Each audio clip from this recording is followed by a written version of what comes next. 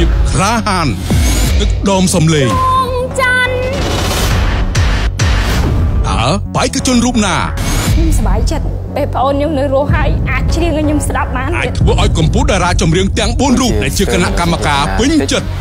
រំជួលចិត្តសម្រក់ទឹកភ្នែកជ្រើសរើសទៅវគ្គបន្តហើយនឹងអាចខ្លាយខ្លួនជាម្ចាស់ជ័យលាភីកម្មវិធីប្រឡងចម្រៀងលំដាប់ថ្នាក់ពិភពលោកដែលលោកអ្នកទន្ទឹងរង់ចាំបានមកដល់ហើយ Cambodian Idol វគ្គចាត់ Audition នឹងផ្សាយជូនទស្សនានៅថ្ងៃអាទិត្យទី12ខែកក្កដាឆ្នាំ2015នេះហើយចាប់ពីម៉ោង 8 យប់តទៅនៅលើកញ្ចក់ទូរទស្សន៍ហងមាស HD TV